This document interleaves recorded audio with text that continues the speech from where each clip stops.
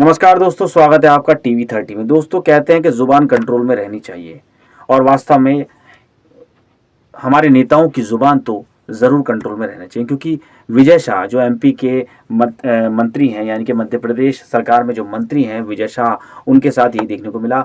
वो बड़बोलेपन में इतना ज़्यादा बोल गए कि उन्होंने देश की बेटी का अपमान कर दिया, यानी कि उन्होंने सोफिया कुरैशी, कर्नल सोफिया कुरैशी की एक तरह से देखा जाए तो बेइज्जती की, उन्हें आतंकियों की बहन बता दिया अपने बयान में, जिसकी खूब आलोचना हो रही है और लगातार आलोचना हो रही है। अब तो उनके इस्तीफे की भी मांग हो गई है, उन्हें सुप्रीम कोर्ट ने भी फटकार लगाई दोस्तों, और जिसके बाद उन्हें शर्मिंदगी महसूस हुई। अब उन्हें कांग्रेस जो है लगातार लपेटे में ले रही है। अभी मध्य प्रदेश विधानसभा के गेट पर आज बहुत प्रदर्शन हुआ।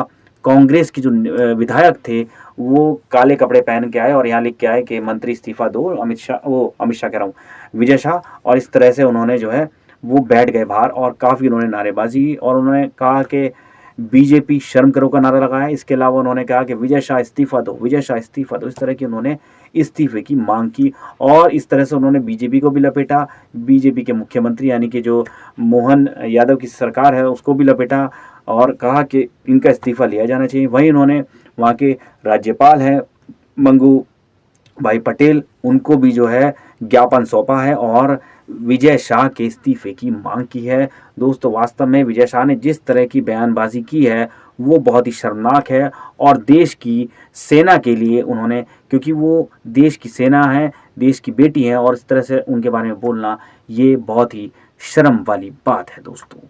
नमस्कार।